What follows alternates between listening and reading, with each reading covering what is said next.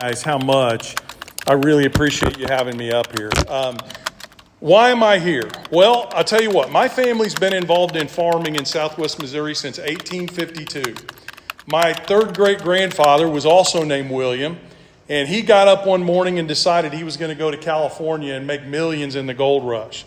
The only problem is his mules didn't live up to the task, and when he got to Springfield, Missouri, they both broke down, and he decided to become a farmer just north of Springfield, Missouri. And he was a go-getter. He had good credit. He paid his bills on time. And on his farm, northwest of Springfield, he got fed up one day because he would sit out on his front porch twice a year, and he would see these Texas cattlemen with righteous mustaches like yours and big 10-gallon cowboy hats drive their cattle across his land to take him to Sedalia to put them on the train to send them to Chicago. So at the age of 51, he went out and bought 2,500 head of wild beef cattle. And with his son and his son-in-law, he drove them out to the Oklahoma Panhandle into no man's land, and eventually ended up founding a 60,000-acre ranch in the Panhandle of Oklahoma in the second half of his life. Now, don't get excited because none of that made it down to me. Because my second great-grandfather, who was also named William, but affectionately was known by everyone as Billy, decided he would open an illegal distillery in the Oklahoma Panhandle. And even worse, when somebody came to rob whiskey from him one night, he emptied 2 barrels of a 12-gauge shotgun into a fellow townsman, and very quickly he was asked to leave to go back to Springfield, Missouri to spend the rest of his life. So as the black sheep in the family, he came back, and my family descends from that dark history in the Westmoreland clan. Needless to say, though, we've been farming for a long time. The other reason I'm standing in front of you is because I'm a farmer.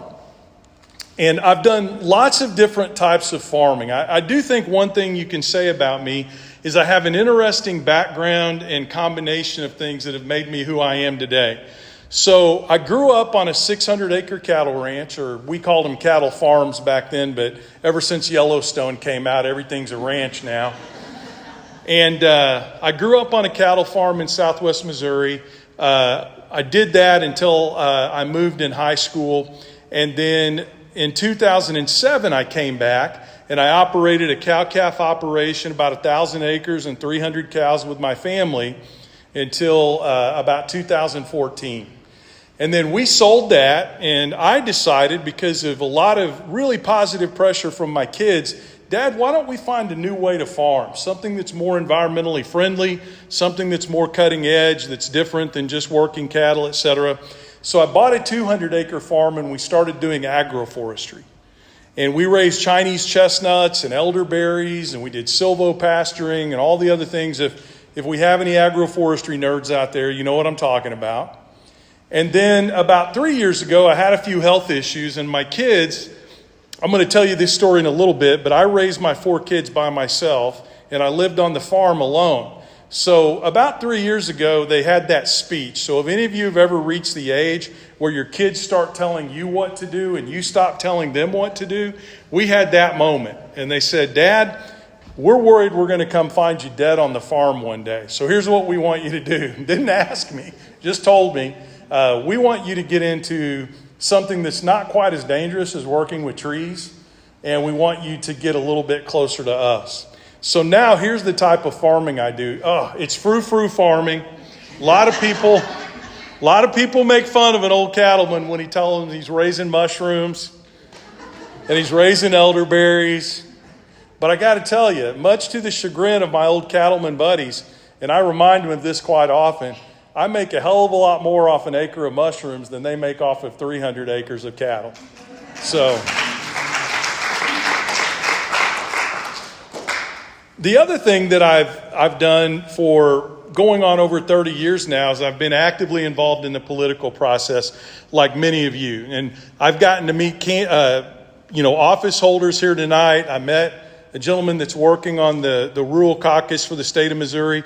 I just want to tell you right up front, I try to do this everywhere I go. If you're involved in the political process, whether you're a volunteer that shows up to work on campaigns, or you have run for office and lost, or you've been successful and you've won, or you're a volunteer on a state committee, anything like that, give yourselves a round of applause, because you really are doing the Lord's work, and thank you for being here tonight. Now, I'll tell you a little secret, and I'm proud of this. You mentioned the gentleman that, he's kind of like, who was the evil wizard on Harry Potter? His name shall not be mentioned. Yeah, so we don't mention his name anymore.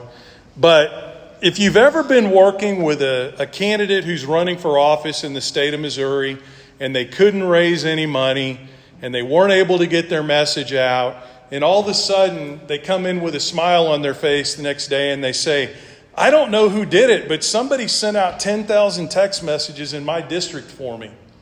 Or somebody made 5,000 live calls in my district for me to help me get elected. I don't know who did it. It wasn't us. We didn't pay for it. It was probably my company, Highlander Political Strategies, because we have given away over $250,000 in free outreach services to candidates running for office in rural Missouri. And when I heard that guy's story, he's one of the first people I stepped up to the plate and said, we're going to help the candidate out even if they don't know we're doing it. So really appreciate the fact that that story speaks to me, so thank you.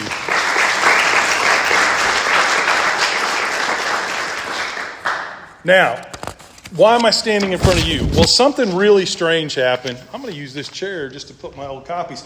You notice everything's handwritten. Thank you, Donald Trump. When I first gave these speeches, I used to type them up. And crap just changes so quickly in this country now that typing up a speech is like setting your financial future in stone. It's like every time I give a speech, you see all the scribbles and all the lines and the notes out in the parentheses. It's hard to keep up with the chaos, you know? It really, really is. But a couple things happened in June of 2024 that were really upsetting me. I got two really weird calls, and I want to tell you about them. And I want you to know right up front, guys, I have never been a conspiracy theorist. I have always made fun of conspiracy theorists. I still wage war daily against conspiracy theorists. But I got these two calls, and one was from a company calling me to say, Will, if we were to create AI that injected conspiracy theories into the Republican Party to try to pull people away from Donald Trump, would you be willing to deliver that over your messaging systems? And it was an easy answer for me. There was no way I was going to participate in a process that I'd been criticizing for years. Because that's absolutely one of the key problems with our political process right now, is the ability of people to be able to delineate between the truth and a lie. And sometimes it's not because they're lazy and they don't do the research. It's because there is a lot of really well-crafted lying going on right now in our political process. The other thing that happened is one of the most respected political consultants in this country. If I said his name, you'd know who he is immediately. He called me one afternoon and he said, Will, the dirty little secret in political consulting is a lot of it's kind of new. If you ever follow me on the back 40, you know I was one of the, and I'm not saying this to say I was right. I'm just saying I was one of the few voices out there that was saying, guys, this election is going to be a lot closer than everybody thinks it's going to be. I think the point I made is it's going to be won by 150,000 votes across the same 5 states, and it ended up being around 200,000. But this consultant called me and he said, we're really concerned that Donald Trump is going to win, and we're putting together a group of political consultants that are going to look into dual citizenship with Scotland, with the United Kingdom, because we're worried that the threats that he's been making on the campaign trail to treat the people that work against him as the enemy of the United States and as perpetrators of treason, we want to have a place to go if we need to. Well, I laughed out loud, guys. I said, you've lost your mind. I go, Donald Trump is a really bad guy. He stands for the wrong thing. He's a blowhard. He's a grifter. But there's no way in hell we're ever going to live in a country, at least in my lifetime, where we need to fear that we're going to be imprisoned for our beliefs, taken off the streets, by masked law enforcement for our beliefs, yada, yada, yada, yada, yada. Plus, I'm at the age now, like many of you, where I just say, you can have my democracy when you pry it from my cold, dead hands. Right? And yet here we are. Here we are. I just watched a Democratic office holder from New York. I'm sure you saw it too. Get grabbed and dragged into an elevator by officers that wouldn't identify where they were from, why they were arresting him, where they were taking him. We saw it happen to a U.S. senator. So all of these combinations together, in addition to a couple of other things, my grandfather used to say, if you're going to be part of something, you have to be one of its strongest critics as well. And I've always tried to live by that. You have to have the courage to stand up and say when your folks are getting it wrong as well. So I had a few gripes in regard to how Democrats were reaching out to rural America. I'm not going to lie to you, okay? First of all, we had a lot of people that were lumping all of us together in rural America. Raise your hand if you would consider yourself either from rural America or currently part of rural America. Or you come from a family that maybe farmed a generation ago, etc. Is there anything that makes you angrier than when somebody takes you and lumps you in as a Trump supporter? Just because of where you were born? I don't know about you, but I just get madder than hell when that happens. It's like we're all a bunch of, as my brother says, because we were born in rural America, we're a bunch of Trump leg humpers. I mean, I don't know a better way to put it. And then the other thing that really fired me up, and I still hear this today, and I try, if you listen to me on social media, I'm all about trying to meet people where they are, but hell, we know what side we belong to here, so I'll just tell you. I get really fired up too when I hear the talking heads in the Democratic Party sometimes say things like, all we need to do is win 3% more of rural America and we can win back the presidency, the House, and the Senate. Well, that's true. But what about a school board once in a while? What about a county clerk that runs the elections? What about a state house rep? I mean, because I live in rural America for the rest of my life, does it have to be about just winning enough to get the White House, the Senate, and the House? Can I not have a school board that doesn't believe in banning books? Can I not have a county clerk that believes that the election process in this country is sacrosanct and needs to be protected at all cost? To me, it was just too much arrogance. Not intentionally. I understand the argument behind it, but that's why we've got folks fighting on the rural caucus to win back rural America. And politicians who aren't afraid to run for elected office in rural America. So all these things came together, and I decided to do what every 57-year-old white guy with 4 kids and 5 grandkids who knows he has all the answers would decide to do. I had one of my kids show me how to open a TikTok account.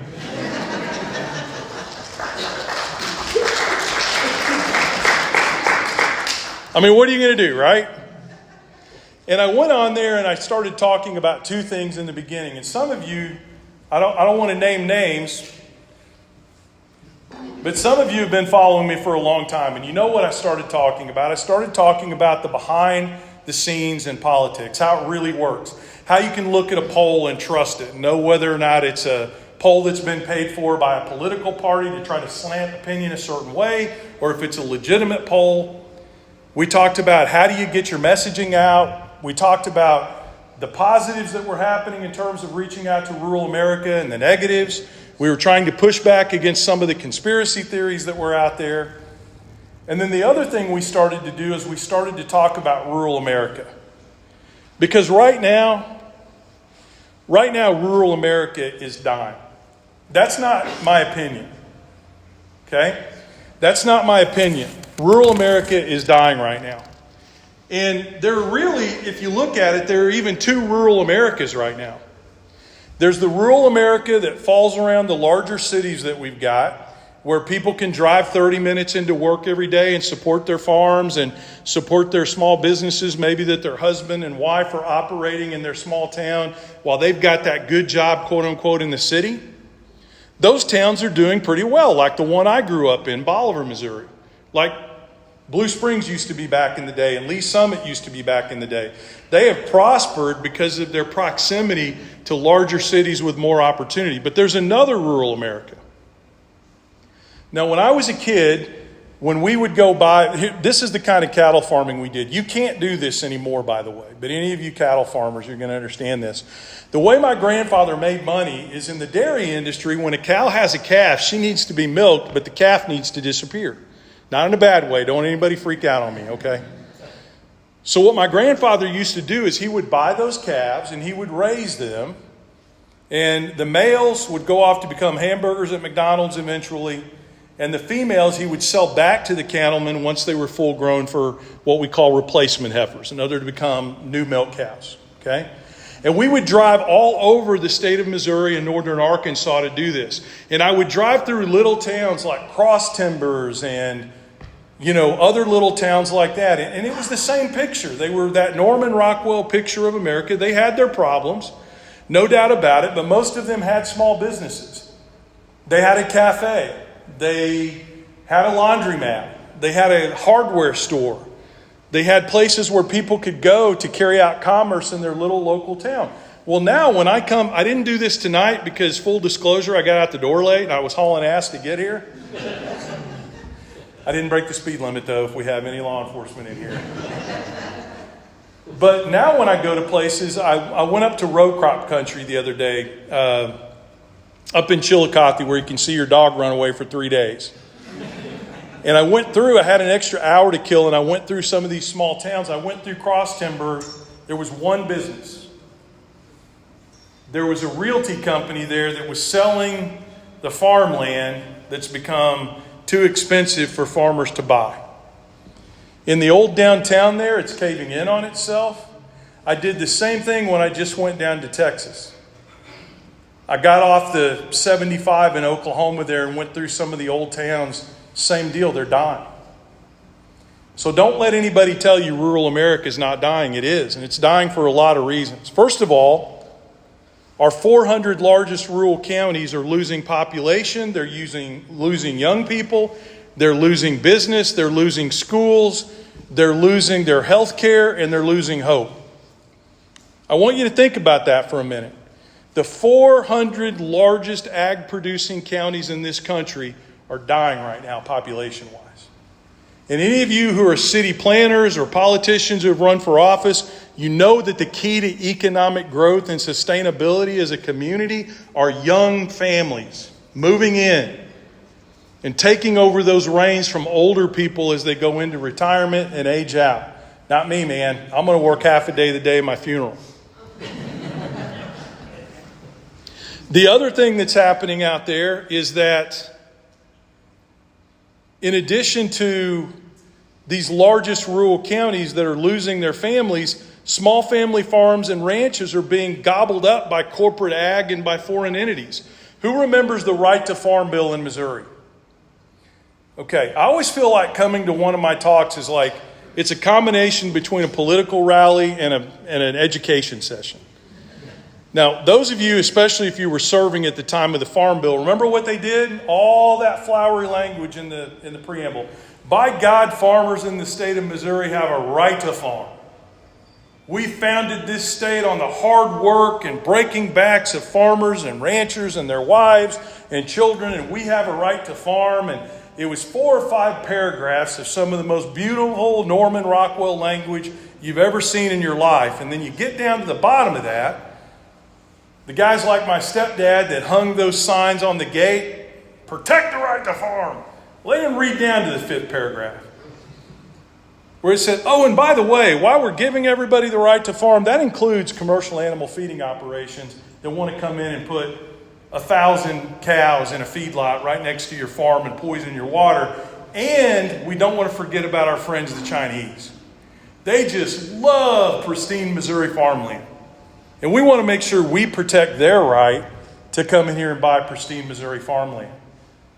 Now, unfortunately, we Democrats, we didn't catch on to this until it was too late. We almost beat it, but we didn't catch on until it was too late. What's the first thing the Chinese did? Does anybody remember what happened the day after that bill passed and was signed by the governor? who came from my state, my county. They came in and bought 40,000 acres of pristine Missouri farmland. So small family farms and ranches are dying out. We're starting to see the same siloing in the beef industry that we've had in the row crop industry. There are real problems in rural America. And then the response to all this has been farm bankruptcies have increased. This will shock you unless you read this in an article recently. And if you did, don't raise your hand, okay? Does anybody know how much bankruptcies among farmers and ranchers have increased just in the first few months of Trump's administration? What would you guess? Now, don't jack the number up. This isn't Vegas. Don't increase the spread because you know it's going to be higher than what you... How many times do you think it's gone up? 50%, 25%, 30%? What do you think? How much? It's gone up 200%. Just in the past few months, bankruptcies have doubled in this country among farmers and ranchers. Now, I get emotional when I talk about this part, so I'm going to ask you, what happens when bankruptcies and farm failures go up among our farm families? What else goes up? Suicides are starting to climb as well. And anytime you see that double combination of farm failure and suicide in rural America, you know, if you'll pardon my wording, that we're on a death spiral in rural America. And that's what's happening right now. So from the time I opened this TikTok account until Election Day, for some reason there was something I was saying that people were listening to, and we had about 150,000 people that were following us. And then all of a sudden, here comes this kid from Northwest Missouri that had participated in an ag program with the USDA, and he didn't get his reimbursement. This is the infamous Skylar Holden. Anybody know who I'm talking about? Skylar was a young farmer who, by his own words, came on social media and said, I took advantage of the rotational grazing program that was being offered by the FSA. I put in warm weather grasses. I'm going to explain to you real quick what this is in case you're not a farmer. Our climate is changing here. Our policies in the past as farmers have been, if you have 500 acres, maybe you split it in half and your cattle go back and forth. We've got this new idea that came out about 20 years ago where we do rotational grazing. We make it more like the Serengeti, if you will, of Africa. And we divide those big pastures up into paddocks and we put water in there. And we plant grasses that grow better in warm weather. Well, Skylar had dumped a couple $100,000 into this program with the promise from the USDA that he would get a reimbursement. And he didn't get it. And it had put a $40,000 hole in his farming budget, and he was going to lose his farm. And I'll never forget it. The day before the Super Bowl, I was at my sister's house, and I recommend if you have a wealthy sister who's a mortgage broker and owns a house on the lake, go there every Super Bowl. She puts on a hell of a party. But I told her, I said, Brandy, I'm going to go out on your back porch, and this poor kid's getting hammered because, listen, don't put my face on Mount Rushmore, because on election night, you know what I told my boys? I said, I guess we're all going to have to eat out of trash cans before we understand what's happening in this country. So when I say meet people halfway, that's not because I'm some kind of altruistic saint, because I hear some of this crap that's going on and I'm thinking the same way you guys are. But anyway, what happened is this kid got hammered. Well, you voted for him, FAFO, this is what you asked for. And then it turned really dark. I hope you lose your farm. I hope your kids are out on the street. That was a bridge too far for me. I'm just going to tell you right up front. So I went out there and I made this video and I said, Skylar, look, if you're really truly asking the question, what happened in this country? Why are we here right now? I'll answer the question for you. First of all, Ronald Reagan pressured the FCC to get rid of the Fairness Doctrine, which built this backbone of talk radio that exists today. And for the last 40 years, instead of Paul Harvey playing in the barn, it's been Rush Limbaugh, Sean Hannity, and all the other talking heads that tell you anybody that disagrees with you in America is the enemy of the United States. I said the other thing that's happened is that we don't pay attention anymore. I mean, any of you play high school sports? How great would it have been if the opposing coach would have walked up to you a year before the big game and said, here's our playbook. This is every play we're going to run. This is how we're going to practice. This is the time that we're going to put into it. That's what they did with Project 2025. They gave us the playbook. And in that playbook on page, I think 78, Skylar, it says we're going to cut subsidy programs for farming and ranching. We're going to get rid of FEMA so that when disasters hit rural areas, there's no organization in place to make it better or help fix it. We're going to cut funding from rural schools in order to pay for kids that are already in private schools to continue to go there. It was laid out for us. Now, I don't want to see you lose your farm or ranch, and if you want to talk more about it, I'm here. I turned my phone off, I had a good dinner, and I went to bed. I never turned my phone off at night, but that night I turned my phone off. And then the next morning at 6:30, I woke up and I turned my phone on. It sounded like the floor of Wall Street on a heavy trading day. Buzz, buzz, ding, ding, ding, buzz, buzz, buzz. In one night, that video got almost 3 million views. And it wasn't because I'm a genius, I'll tell you that right now. Just ask my kids or my sisters. But there was something about this message of, if you really want to have a conversation about what's wrong in rural America, if you're willing to meet me halfway, I'm willing to talk to you about it. And I use this quote in there that I've got to give credit to my grandfather. I'm not asking you to admit you were wrong. I'm asking you to admit you were lied to.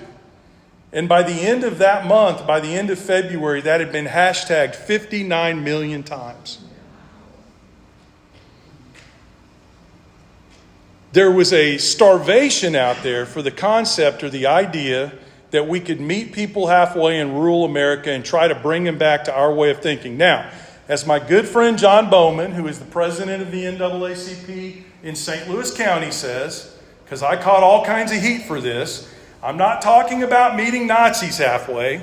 I'm not talking about meeting the Proud Boys halfway. I'm not talking about meeting the 3%ers halfway. I'm not talking about people that stand out in front of reproductive clinics and try to scare women halfway. I'm talking about those people that we grew up with, that we know personally, would give the shirt off their back to help anybody who needed it in their time of need, but for some reason still voted for these policies. Those are the people I'm talking about meeting halfway. Well, by the time election rolled around, we had over 500,000 followers across all social media. And I'm like, well, we lost. I'm going to go ahead and shut it down, get my time back to myself. And my kids were like, Dad, you can't shut this down. You've got people listening to you about rural America, and nobody's doing that right now. So I blame it on them. If this all works, it was my idea. If it doesn't work, by golly, it was the Westmoreland kids that are the cause of the failure. So we started the Back 40, and we've been out there plugging away. I think we've got 137 speaking engagements between now and January. Went down to Texas this past weekend and met one of my heroes, Jim Hightower. He had a Shiner Bock in one hand and his notes in the other. He was giving him hell at the age of 82, just like he did when he was 42. It was a great weekend.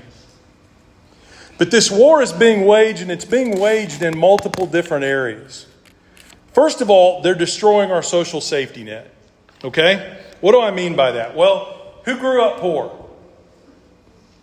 Isn't it funny, like when you were a poor kid, you didn't want anybody to know you were poor? And now we just like, man, I was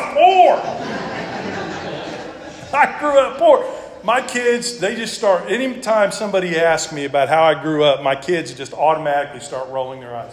Oh my God, here come the poor stories. If you haven't worn tennis shoes that flop in the back, you know what I'm talking about? That sole comes loose and you got to super glue it a couple times. Or if you haven't worn a pair of your brother's overalls, then you weren't poor. But my point is this.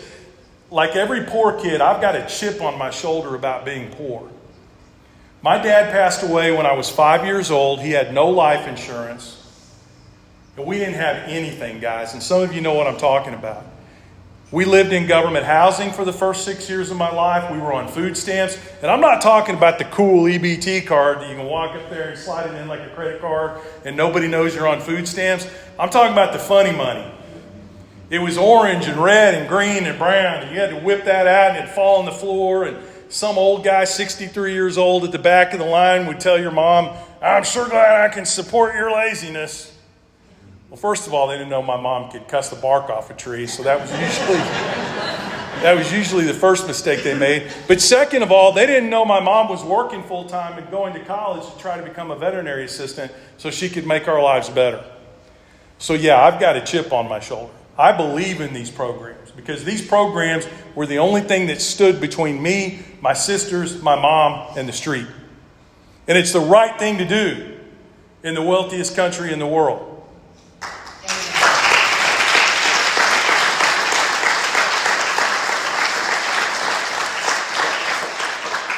So what are they doing to poor kids like I was? Well, they're going to cut SNAP. I was on a call the other day and I cut a video for the Robert Woods Johnson Foundation. They got to be good because they help fund Sesame Street.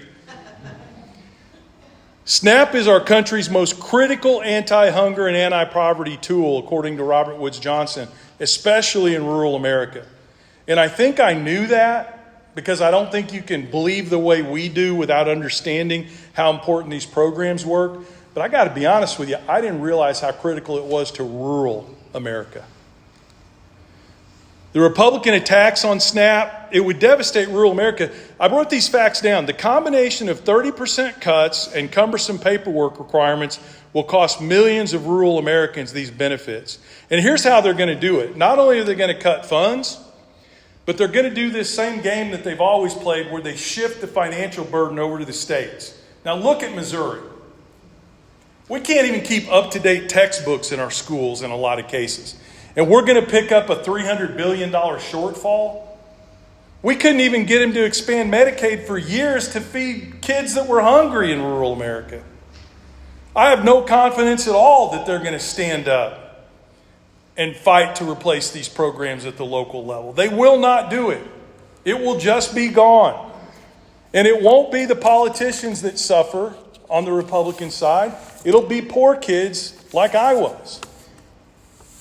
And somebody should care about this. And we do. And that's why we're standing up and we're fighting. The other thing they're doing is they're waging war on health care in rural America. When I was a kid, I'll tell you what eventually happened. So I'm living in government housing. One day I got chased around the neighborhood by a kid with a butcher knife. Now, I don't believe for a minute he was going to stab me, okay? He was just trying to scare me. Something to do with, me probably maybe taking his lunch money. He dropped it at the bus stop. I picked it up. In my book, that wasn't stealing. It was finders keepers. But anyway, my mom called my grandfather, told him what happened. The next day, 3 pickup trucks with stock trailers pull up. They load us up. And I'm on a 600-acre cattle farm, and that's when I became a farm kid. And I loved it. Any of you that grew up on a farm, you know what I'm talking about. I did my chores in the morning. I grabbed my dog. I'm not kidding with this dog's name. It really was Cowboy. And we would go out and spend the day on that farm, drinking out of creeks, learning about nature, all the other things that go along with being a farm kid. But something happened when I was 12 years old. So you know how I told you I got the poor kid chip up here? I've also got the healthcare chip up here. Good Friday, 1980, the night before, and I always tell this part of it because you can read into your own mind what was happening here, but I'm a believer, and I'm a Sermon in the Mount Christian. I'm not call myself an evangelical Christian and never go to church Christian. I'm the guy that believes that what Jesus thought a Christian was what he said in that speech. That's where it stops for me.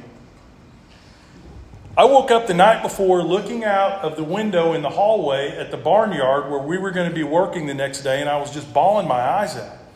And I was 12 years old, and my grandfather woke me up, and he said, Willie, they called me Willie back then. Well, some of them still do. He said, what's wrong with you? And I said, I don't know. Something bad is going to happen. And the next day, we were out digging post holes, and I got my arm caught in the power takeoff on our tractor. And it ripped off my thumb and 2 of my fingers. It broke my wrist in 3 places. It broke my radius and ulna. It broke my elbow in 4 places. It separated my arm, almost pulled my arm off. But somehow, for the grace of God, it didn't get an artery and it didn't get a major vein. But listen to this, guys. This happened in Brighton, Missouri, in between Bolivar, Missouri and Springfield, Missouri. I laid on the ground out there bleeding for an hour and 50 minutes before an ambulance got there to take care of me. An hour and 50 minutes. That was rural health care in 1980. If that same accident occurred today, I would be in a hospital in Bolivar, Missouri in 36 minutes. And this is what they want to take us back to. We have 700 rural hospitals in this country that are in danger of closing right now before they cut Medicaid. 64 here in the state of Missouri. 64. And what do we know about rural areas of this country? We're more apt to be involved in farm accidents. We're more apt to be involved in automobile accidents because we travel at higher rates of speed for further distances. We're sicker. We're more obese. Doctor gave me the long face. I don't know. I'm going on the big O. I'm going on the big O in 2 weeks, so hopefully I'm going to take all this weight off. My next speech, I'll let you know how I'm doing. We have more diabetes. What did Wilford? Diabetes? We're sicker.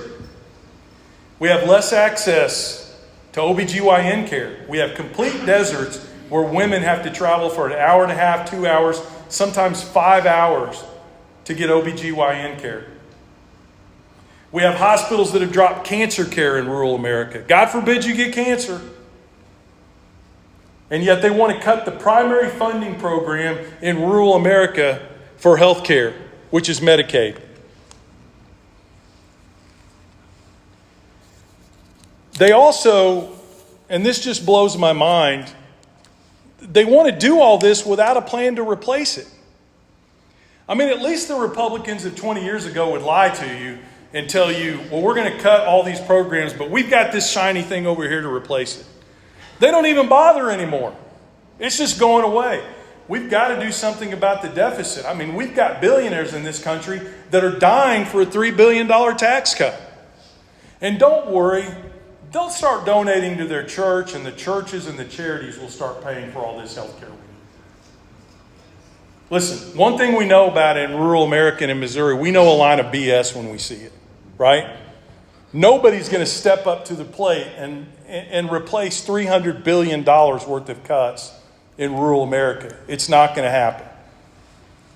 Where else are they attacking us? Our schools, our rural schools are under attack.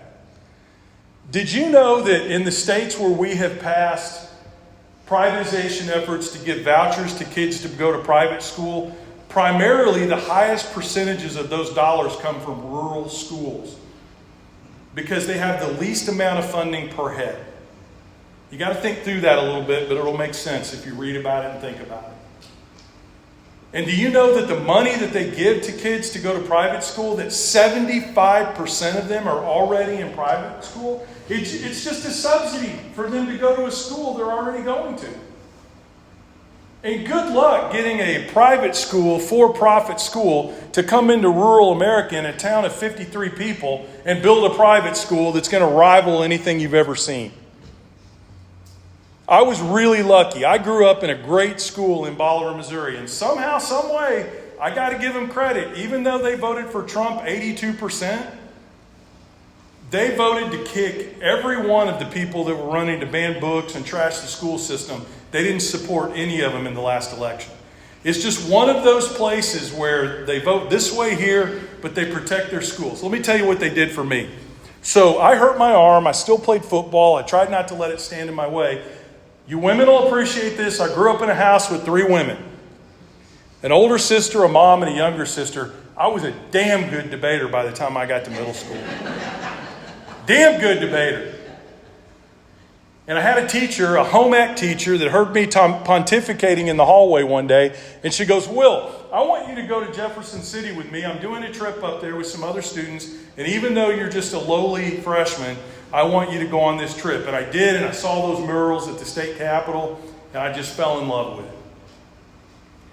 And I went back, and I talked to my speech and debate teacher, and I said, I want to learn how to do this so I can be the president someday. And she said, okay, I'll show you how. My sophomore year of high school, I won 3rd place in the nation in Lincoln Douglas debate from a little rural school in Missouri. Now, I am saying that to brag because it's like my old football story. I admit it. I've still got the trophy in my office.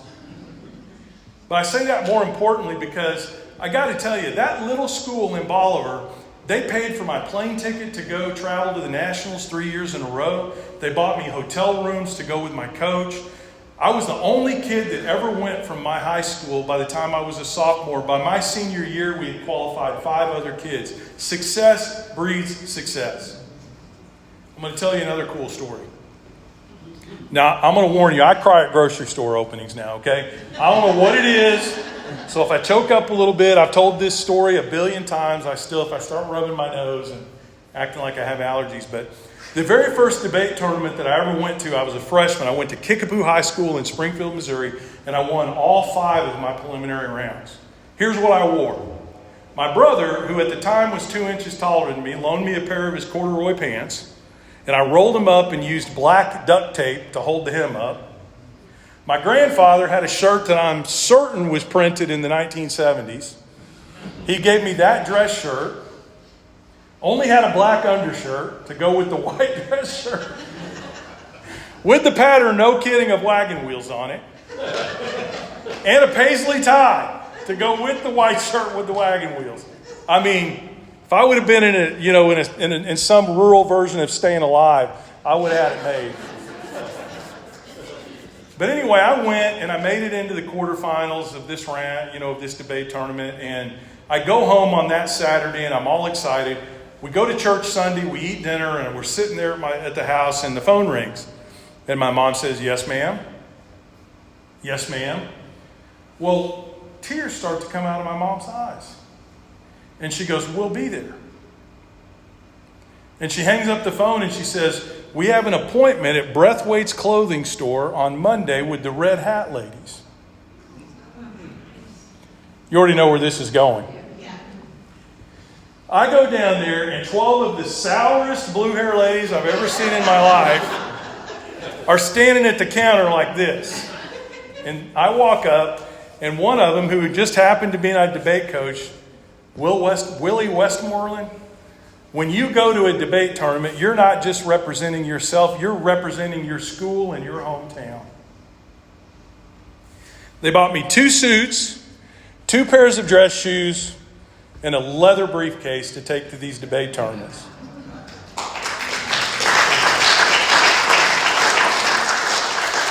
To me, guys, that's what rural America is all about. And it's not that it doesn't happen in cities and urban areas, but to me, that is the quintessential version and story of rural America. The community not only expects support from you, and they've earned it through their support of you and your support of them. That's what I remember about that school. And now we've got schools in rural America closing. They're consolidated. They're having grant programs taken away that keep teachers there even though they make less than they do in some of our urban schools. And according to the data, if you look at the data, right now we've created a 2-class system, and it's not divided. It's divided by urban and rural. If you look at the test scores in blue cities in this country, they're right up there with Japan and China and Europe.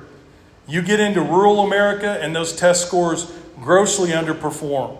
And we want to blame it on the students, we want to blame it on the parents, when in reality it's because of the level of dedication that we put into education in this country in rural America compared to other parts of the country. And finally, I talk about this a lot, ag policy. Now, Donald Trump's ag policy. All right. When I think of Donald Trump looking at agriculture in this country, there's this old saying we have on the farm, he's as confused as a cow looking at a new gate. Have any of you ever had beefalo steak? Have you heard of it? Beefalo steak? Let me tell you a little story about beefalo. Back in the 1970s, there were some cattle people that thought, you know what, I really like buffalo meat. It's got a better marbling texture. It's just a really good meat, but I don't like the flavor. It's a little bit gamey. So what would happen if we took cattle and that great taste of a great steak and we combined it with this better marbling effect that buffalo had, bison had, sorry. I'll get there. So they made beefalo. How did they do it? Well, they crossbred bison and cattle until they got to a mix of 5/8 beef and 3/8 bison. And a rancher in California, he bragged about the fact, "I've finally done it. I've made the combination." It's hard to do because when you cross species like that, you guys know what happens when you make a mule. The mule can't reproduce, right? So he made a herd of 50,000 beefalo, certified beefalo. He sold the most expensive bull in the history of American agriculture to a rancher in Canada for $3.5 million in 1975. So he could start his own beefalo herd. Beefalo has been a rage for 30 years, 40 years in this country. Get the advantages of beefalo. The marbling of a bison, the taste of a steak. You know what happened 5 months ago? A DNA company, the same company that just made the dire wolf, they said, "Why don't we test some of this beefalo and see what's genetically different about it?" And they started calling around to these beefalo ranchers. "Oh, I don't think I want to send a sample. I don't think I want to send a sample either." Well, they finally got, I guess somebody didn't get the memo. They finally got a sample of the beefalo. They sent it in. They sampled 11 different herds around the North America, Canada, and the United States. Guess what they all were? Cattle. Beefalo is a fraud. There's never been a steak made in this country that's a cross between a cow or a steer and a bison. That's the Trump ag policy. It's a wonderful story. It looks great on paper, but when you test it, it doesn't work. Farmers only make up 14% of rural America, but they're responsible for 60% of the GDP. Okay? Why were the tariffs different this time than last time? China wasn't prepared last time, all right?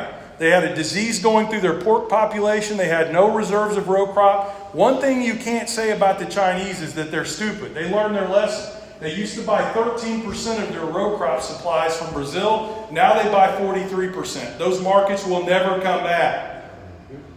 We've lost markets in China. We've lost markets in Europe. We've lost markets through the USAID, which is the largest multi-billion farm-to-table program in the world.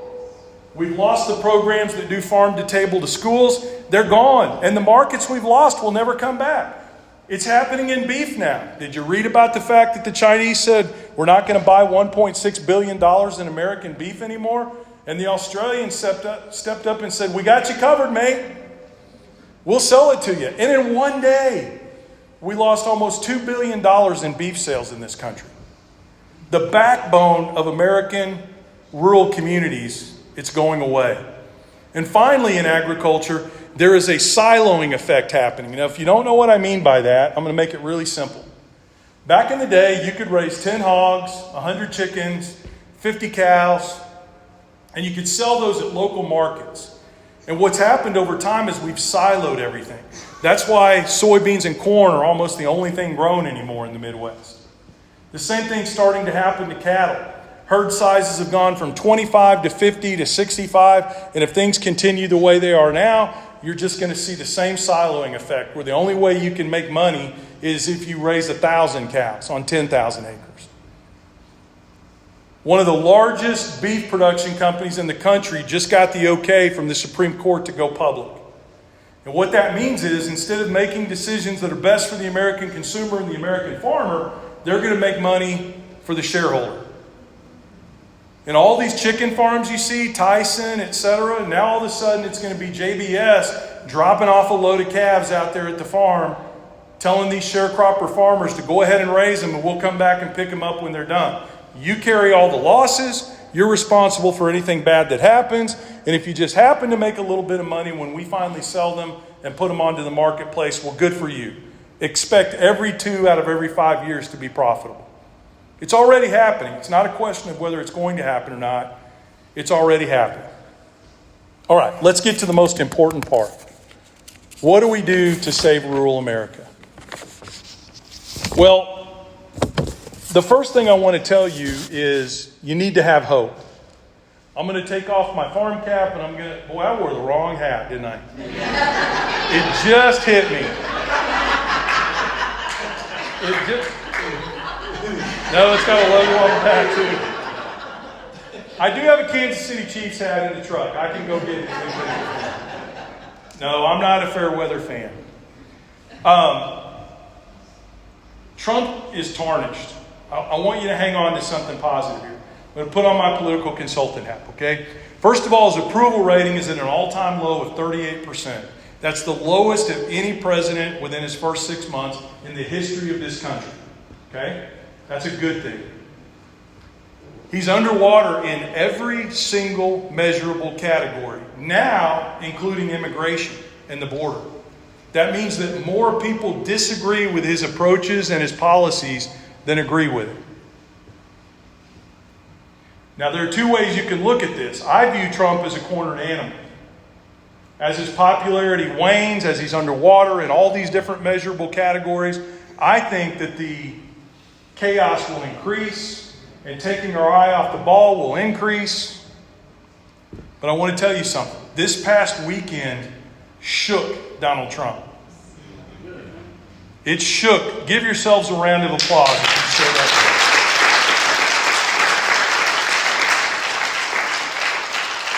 As he sat there in the rain with that chinchilla on his head, and God bless him, I love our troops. No, I come from a military family, but I'm telling you, we got to work on our marching skills. That was I hope so, because my brother told me that, and I said, I hope they did that on purpose. Yeah. I can tell you it's Army. Yeah. Definitely. Yeah. Amen. That makes me happy. As he sat there in the rain, scowling, looking across the road at those empty bleachers, while millions of people poured into the streets of this country and said, by God, Democrat, Republican, or Independent, we don't believe in kings. It shook him.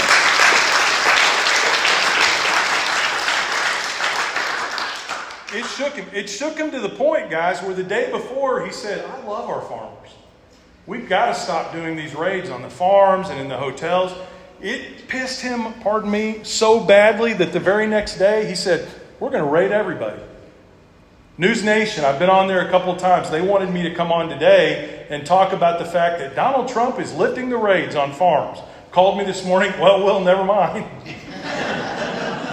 But imagine trying to run a business, a farming business in that environment. One day the tariffs are on, the next day they're off. One day the raids are on, the raids are off.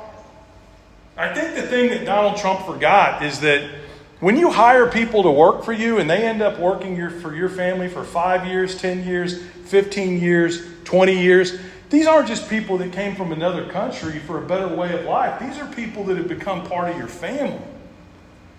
I've talked to, and I want you to take this away as a positive. I have talked to farm families who even voted for Donald Trump. This was a bridge too far for them. And I know we can argue, how could they have been so silly? How could they have been so naive? But they really believed him when he said, I'm only going to deport the criminals. Look at what happened down in, Kennett, Missouri?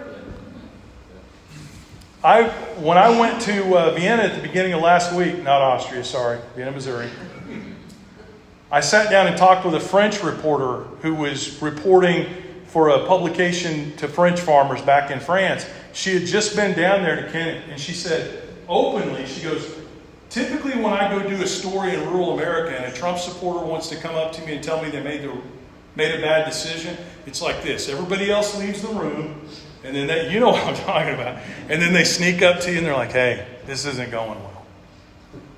But she said there were people openly coming up to her that said, I have voted for Donald Trump 3 times. I made a mistake. This is wrong. We know her. She's lived in our community for 30 years. She's one of us. This was ridiculous. He lied to us. Guys, if we can have this much grace to meet them where they are and to understand that they may never be standing out there at that No Kings protest beside you, holding up a sign, but they might walk into that polling place and vote for a Republican that believes in good rural policy and saving Medicaid, or maybe without telling anybody they did it, they'll support a Democratic politician that believes in those same things. I'll take that all day long. All day long. So that's our goal here at the Back 40. We're going around the country. We're telling people the issues that are critical to rural America. I'm telling you guys things you already know because you live here. And I appreciate you letting me tell these stories, even though you know these things. But when I go speak in front of 300 people like I'm going to next month in Illinois, right outside of Chicago, they don't know what's happening in rural America. And they don't understand how it's all tied together, and how little kids are going to go without food, and single moms are going to go without food, and the elderly are going to go without food. Yes, even though these farmers and ranchers, 66% of them voted for Donald Trump, the people that are going to feel the pain are those little kids like I was.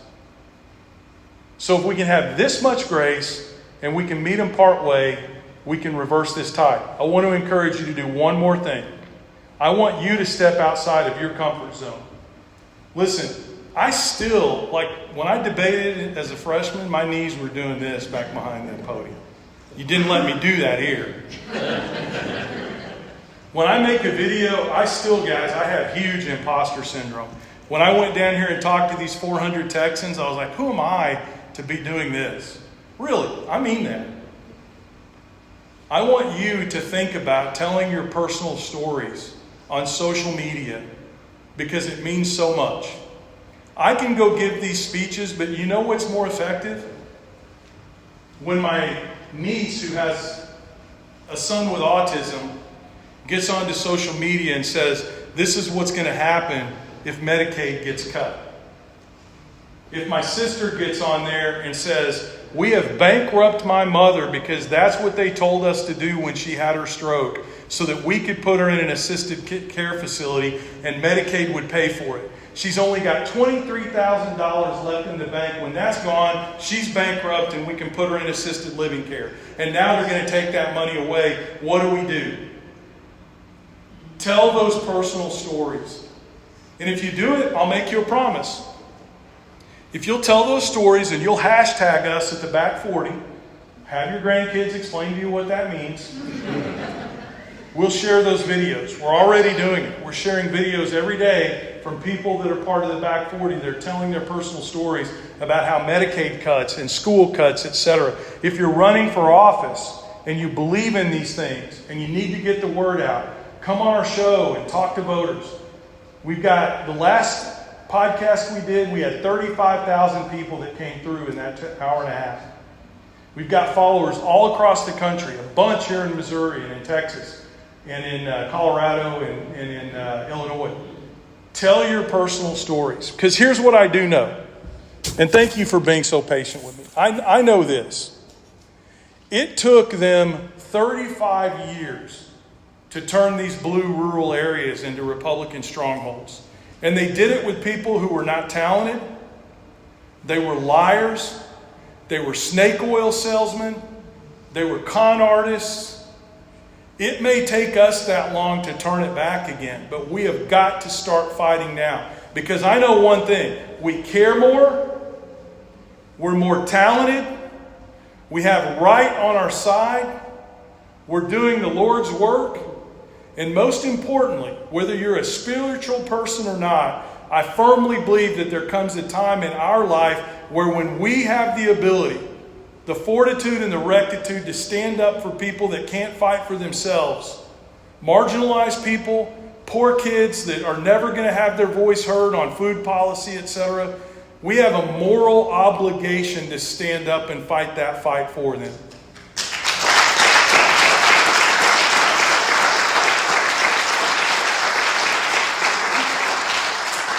So, I'm going to encourage you to do a couple of things.